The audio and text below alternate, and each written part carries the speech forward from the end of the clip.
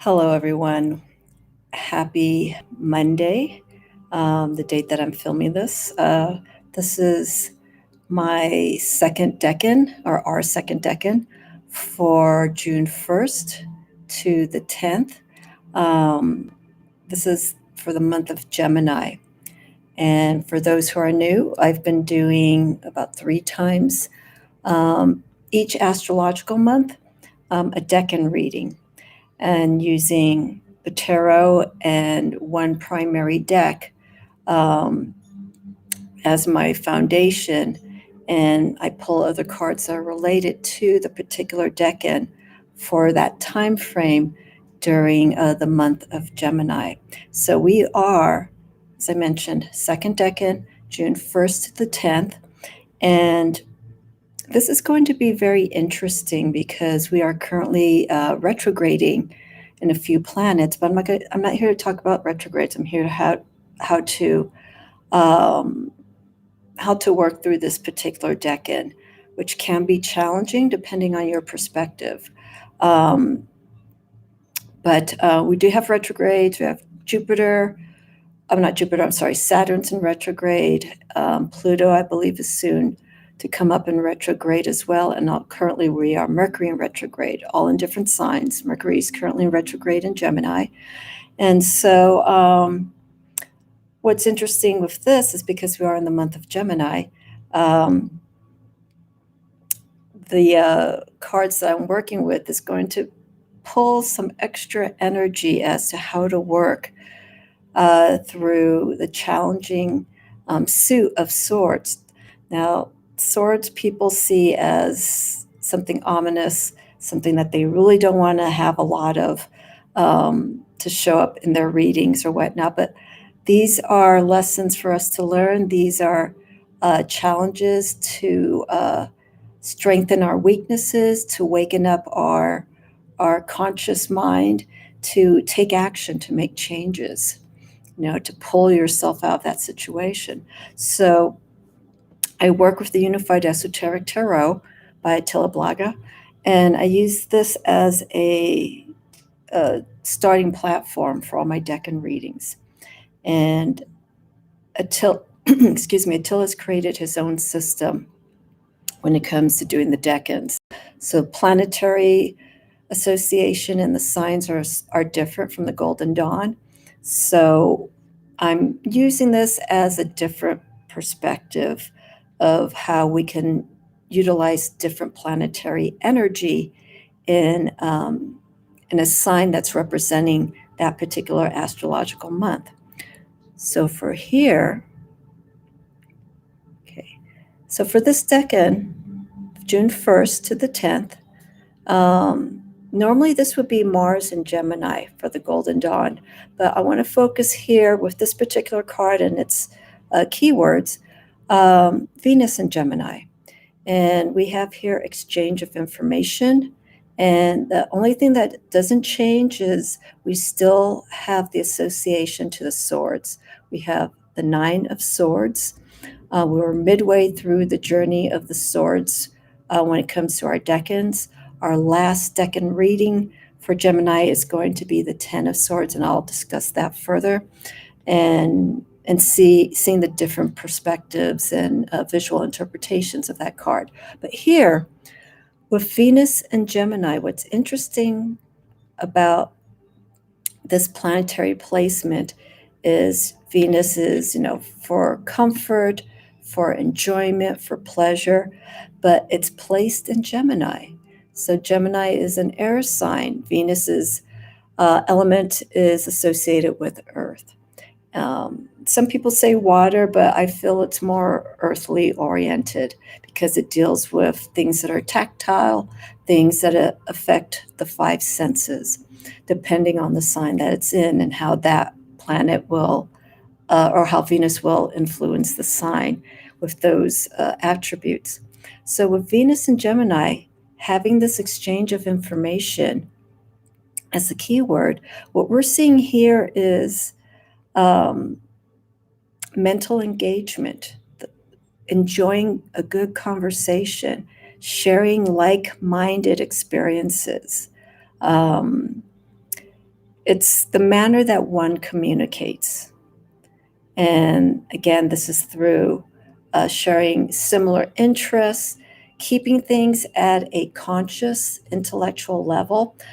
And what I mean by that is that Gemini don't really move from the heart, they move from the mind. So what stimulates them, what gets them awakened or enlivened is the mind and learning and being well informed on things.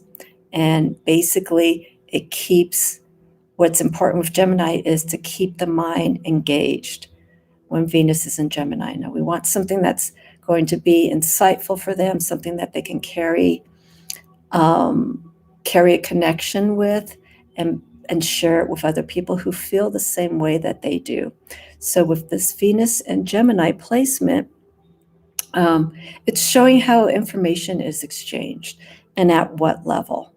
And it's nothing that has to be serious because it is placed in the planet of Venus. So we want to see things to be lighthearted, enjoying conversation with friends. No, there shouldn't be any bitterness in the tone of having conversation when Venus is in Gemini, when it comes to the Unified Esoteric Tarot. So we're going to go straight on to the Nine of Swords because this is the premise of how I like to explain the ways that people can utilize the Nine of Swords. The Nine of Swords is not a great looking card because visually and by its meaning, but I have one card that really changes the perspective of working with the element of air. And I will show that card last because I want to build up and show these different visual interpretations of the Nine of Swords and how we can actually use the element of air to clear, to lighten, to awake the conscious, and also to clear any energy that comes against us or we feel is coming against us. So briefly, the Nine of Swords is about the conscious mind, how we carry a conversation, so on and so forth, but also subconsciously. What we take in consciously in a conversation, we're pulling pieces of information, whether or not you're aware of it, and we are internalizing it. And when we internalize that information, whether it's, positive or negative, it does affect us. If it's something negative, it's a negative thought or negative opinion, obviously we are aware of it, so that's going to affect us right there, and we're going to react accordingly. But there could be some key points in a negative or positive conversation that does seep in, and that's what we have to really work with. And this is where the Nine of Swords comes into play. When those ideas, concepts, opinions start going down into the deeper recesses, and how we have to work with that. So this negative energy with the Nine of Swords, it's something that we could put upon ourselves. We can convince our mind of anything. The mind, it's true, the mind is a very powerful organ, mechanism, entity, if you will, because it can manipulate us in believing something that is false, or convincing us that something is real when it really isn't.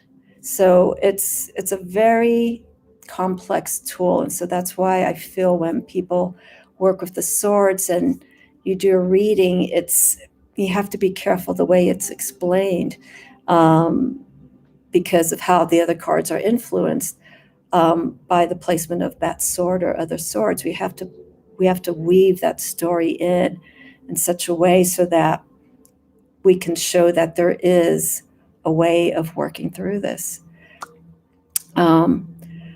It's another aspect, swords, it's a reminder of how strong the mind is. And when it comes to handling the conflicts of thoughts and allowing our inner self, as I mentioned, to kind of get the best out of us, convincing us that this is what we see is really happening when it could possibly not be happening. It's a figment of our imagination. Another thing too is with the Nine of Swords is it's associated with the Tower card. The Tower is part of the major arcana, and that influence is with the planet of Mars. Okay, so Mars deals with aggression, conflict, challenges, movement, but in a very direct and at times aggressive way. And sometimes it can be sudden and very forceful. So when you get the Tower card and you have some swords with you, there is a lot that needs to be dealt with. And I would say in a placement like that, those issues should be resolved as soon as possible. Last thing you want to do is be held down by those fears, those uncertainties, the negative side of what we're feeling. And that's what the Nine of Swords is representing, how we are held back by our own thoughts when we can actually move ahead. So one way of thinking this, and to ask yourself when you get a Nine of Swords, whether it's a daily pull or it's other swords coming into meaning, ask yourself, how would one face these challenges directly so that the self can move ahead with confidence? What is that tool? What is needed to make this change of mind, to see things in a different way? What can you do to change that? So that's what we're going to explore here a little bit with some of the cards that I have. So I'm gonna go through the Pagan Otherworlds, the Ogash and Thorn, and my Forest of Enchantment, and Tarot of the Holy Light, and then I'm going to end with the Dreams of Gaia, because I want you to see the difference, again, with how these representations of the Nine of Swords energy can be. So with the Pagan Otherworlds, I'm going to show this individually. So here we have the Pagan Otherworlds, and we're seeing the swan. Okay, this is ourselves. And I like the way that Lucy Design placed this card with the example of a swan. Okay, swan representing a bird, but in this case, a swan is very graceful. It's very sensitive. It's also intuitive. Spiritually, it's very connected to beauty and a natural means of seeing things. But here, when you look closely, this beautiful swan, it is in waters. The waters are a little rough underneath this beautiful creature, but it's chained. And right above it, we have these 9 swords.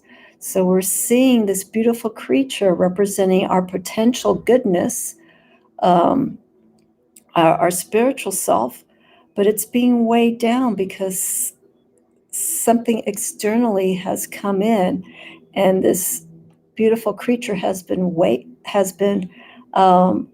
down and overwhelmed by these thoughts, these fears. And in this case, I don't feel intuitively this is a card of fear. I'm feeling it's more of the thoughts constantly barraging over and over again. And it's building up and it's weighing down. And the weight of this conscious heavy energy is bowing down the neck of the swan. It's too much. Cannot move forward.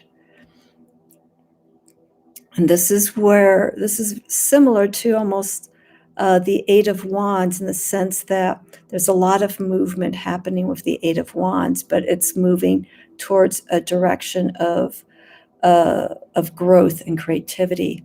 Swords, for the most part, wands tend to be represented by the material of wood, so it's light. But swords that we see in a few of the tarot decks are iron, they're ore, they're very heavy, they're very weighted. So it goes to show the strength of the thoughts of the mind and how a lot of these thoughts, heavy thoughts, can weigh us down.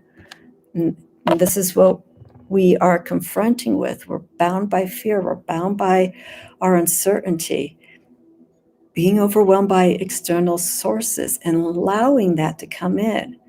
And we need to move on from that. Here is the Oak, Ash, and Thorn.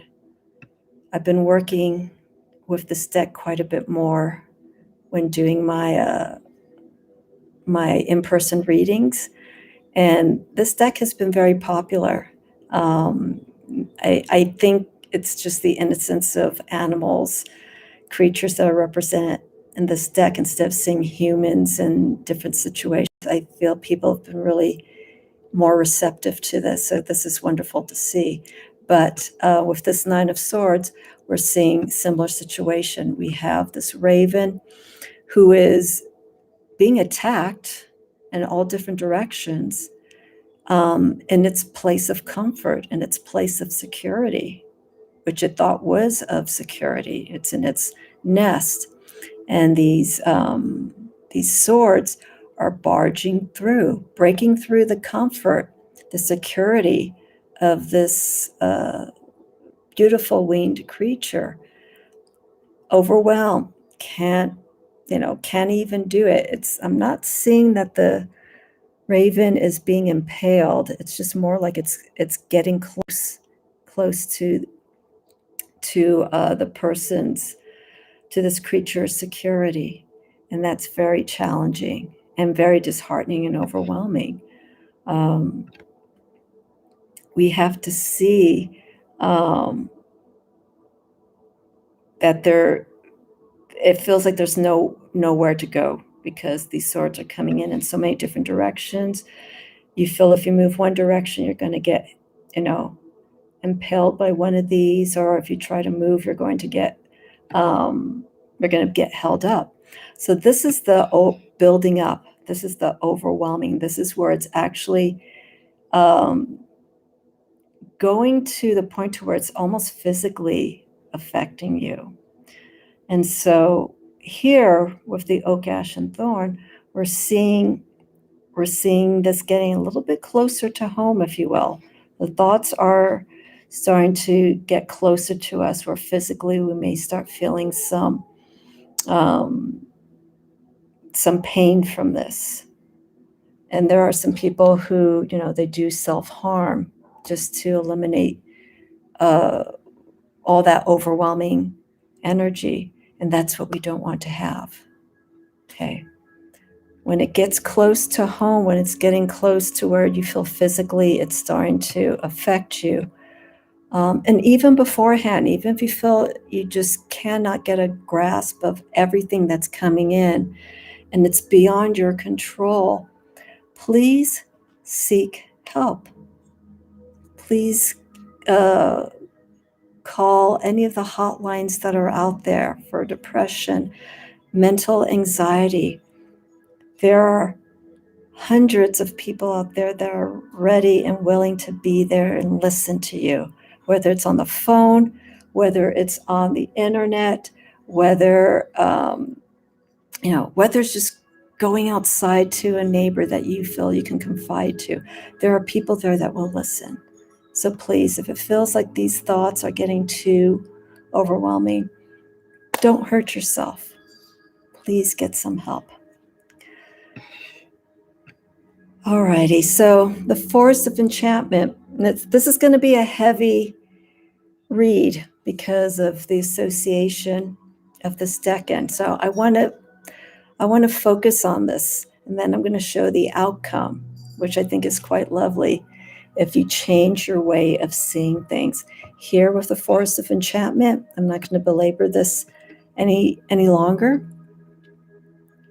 Okay, in the Forest of Enchantment, they changed the name. So here it's, instead of swords, it's called the Nine of Challenges.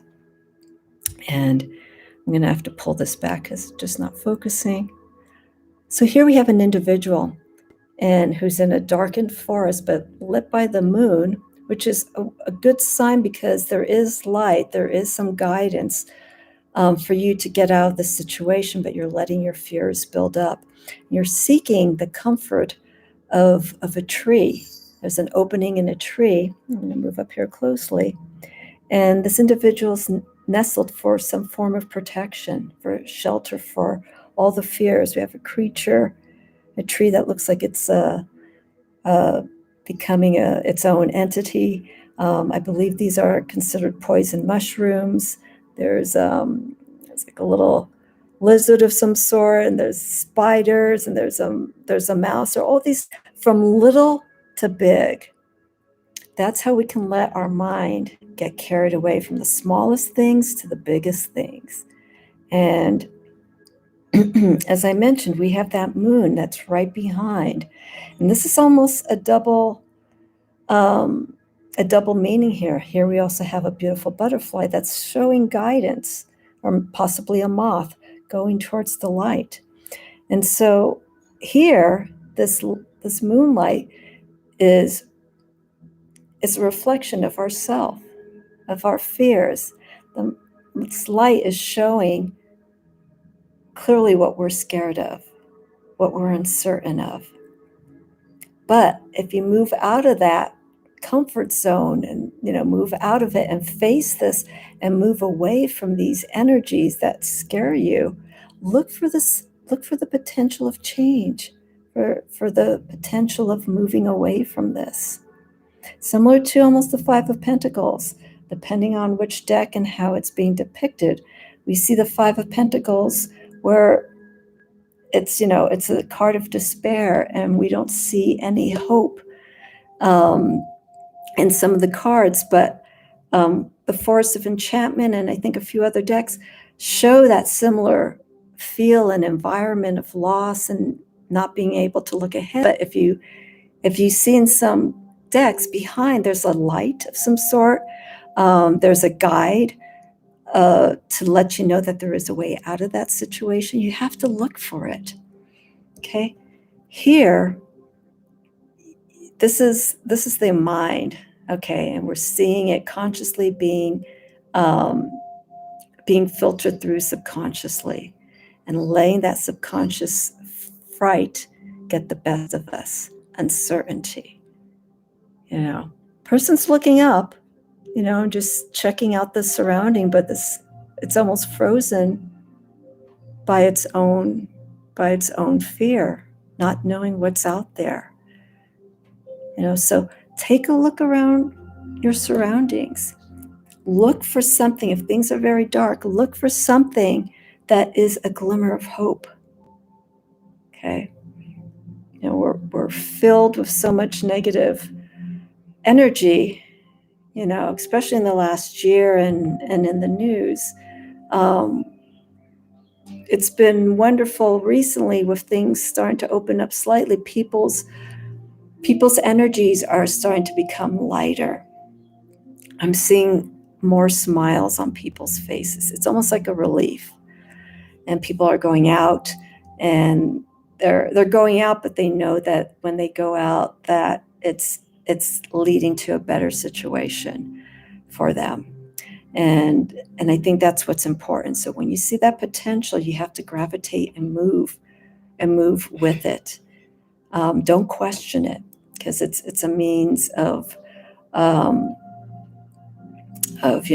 finding something better ahead.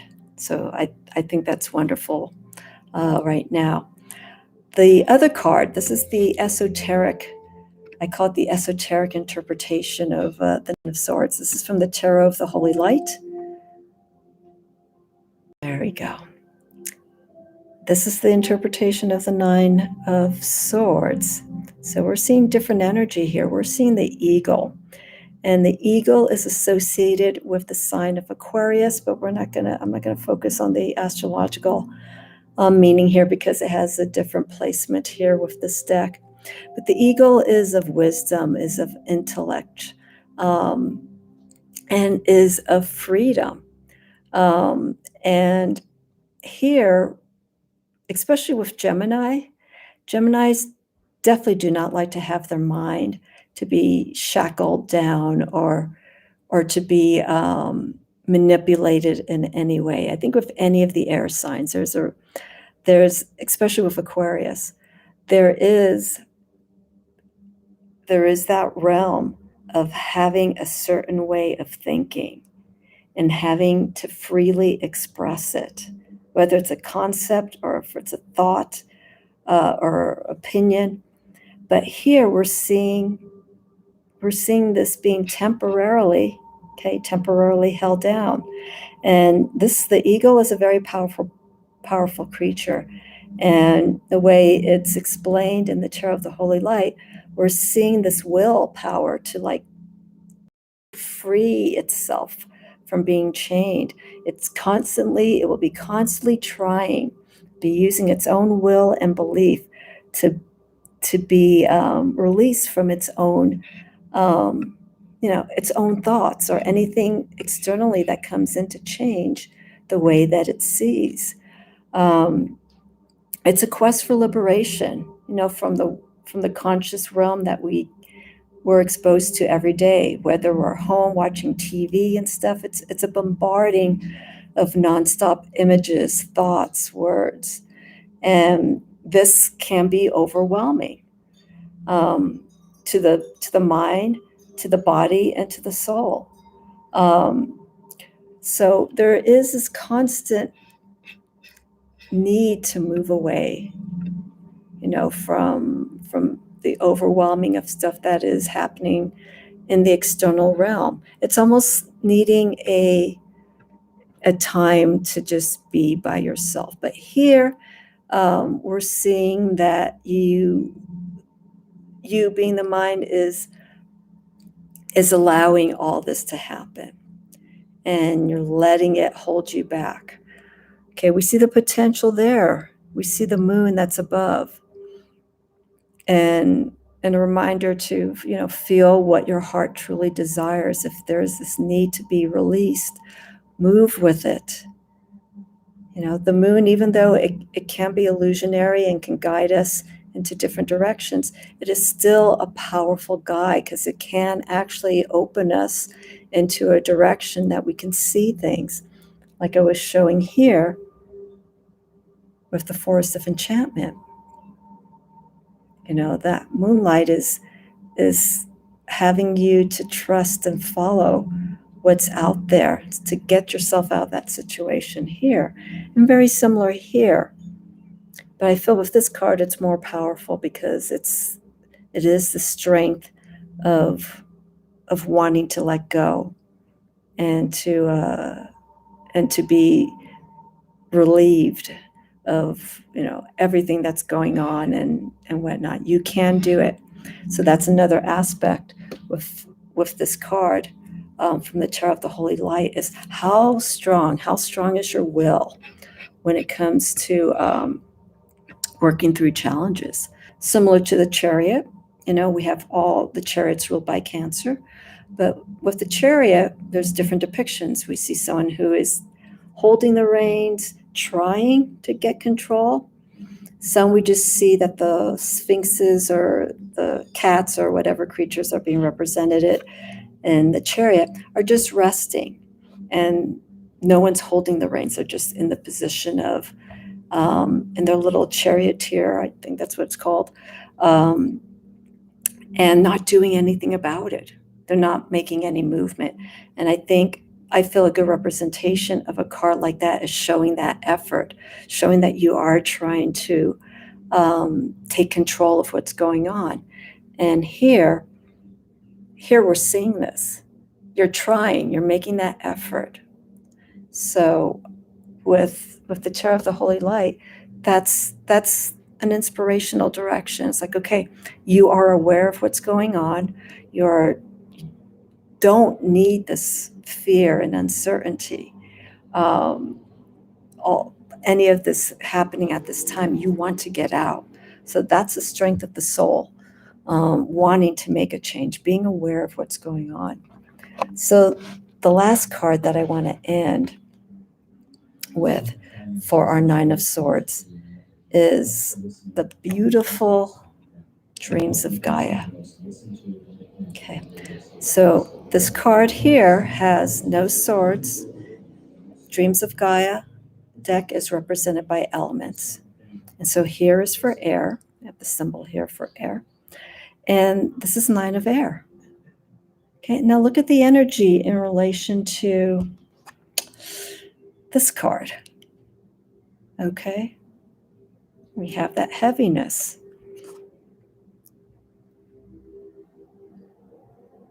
Here we're seeing the attack getting very close to the physical being in this card. Okay. Just scared beyond belief in this card here. Then here, we're seeing this effort. We're seeing this need for freedom and movement. And then with the dreams of Gaia, we're seeing this release come more in a higher cosmic level. And this is more or less of freeing the ego. Okay, so when we have these fears, these feelings, these thoughts, let's focus more on the thoughts. And this is something that's conscious. We took something that we saw or that we heard, which is the physical reaction, and it's affecting us. The ego has been attacked. Okay, and we have to let go of this. If we can disassociate the feelings that we have when feeling burden or anything, whatever is coming towards you, those feelings are gone. And so in a sense, this is very similar to for that being disconnected. And there are some people that you will see in the spiritual community. They have such a strong conviction in their practice that they seem to be disattached, like emotionally disattached, but they're very light. They're like this. They have a lightness of being, They're neither here or there. They are just being. And I think that's what's really important when working through challenges like this. It's how can we move through this? So I like looking at this card because it's filled with such healing energy at the same time. What we're seeing here is it's almost taking a light and putting it on that situation of where it's dark. And in a sense, this is almost like a preventative approach when working with the higher conscious self, to know that change is possible and that it's always there. So with the Nine of Air, this card can represent what you can do to avoid in the future. Let's say you've already gone through these challenges, the heaviness of the Nine of Swords, and you've moved past it. Take that experience that you've learned and apply it, so that if you feel that you are going to be attacked in that way, whether it's verbally attacked or through social media or whatnot, what can you do to change that around? And when studying this card, what came up to me very clearly is this card's about the relationship that we have with our own minds. Okay. And if we have a healthy relationship with it, do we see things in a good way? Do we see things in a negative way? Do we see things neutral, like, it's neither here or there? It's like you are choosing to be either creative and connected with how you want to work through these situations, or you can be, what's the word? Or you could be fully overwhelmed and take a destructive route, potentially destructive route when it comes to working through this. I feel what the key is with this card is being open-minded and limitless. So sorry. Will allow one's full potential to overcome any challenges that may cross you at any point. It's like using your vision in a enlightened way as guidance for change. So it's basically shifting our perspective, and that's what I've mentioned here, finding that light. Okay. Finding that potential and holding on to it. And here, if you really look at it, the sword ends up being really small. It's right in between the hands. It's obviously still very much a connection to the person, but its presence is small. It's not overwhelming. The energy that it's using the energy of the mind in a positive way. It's mind over matter. And we have everything inflamed. Everything is in movement consciously. And we're clearing out these energies. We're putting in some good light into it. Lotus, healing, enlightenment. And then we have the third eye here. It clears the conscious and opens it to a different realm. So for those who are watching this, use this card. Look at this imagery in particular and see how you feel, how you connect to it. And if something's very heavy, I guarantee you, by looking at this card and understanding its energy, you can pull yourself out of a dire situation. Okay? No one wants to feel like this. No one wants the weight. No one wants that heaviness. We want that freedom. We want that liberation. But we also have to use this freedom of the mind, this clarity that we get once going through challenges. We have to utilize it in a healthy manner. Because once that moment comes of openness and liberation, yes, there's freedom, but there are still responsibilities that need to be taken care of. So don't be very lofty in a sense when it comes to handling things. Use that clearing of the mind and the space that you've gotten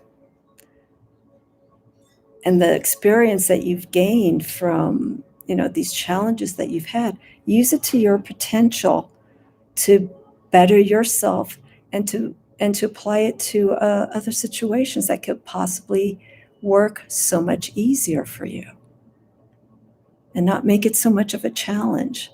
Remember the power of the mind.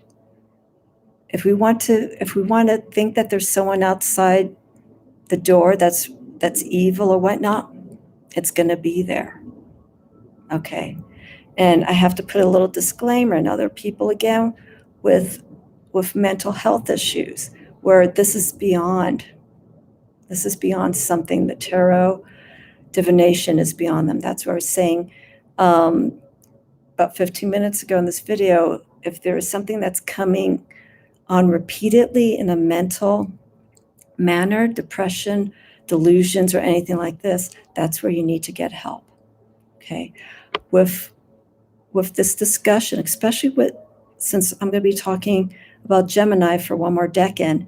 This is involving the mind. The mind's very sensitive, so I need to put in disclaimers when it comes to healing and working through issues when it comes to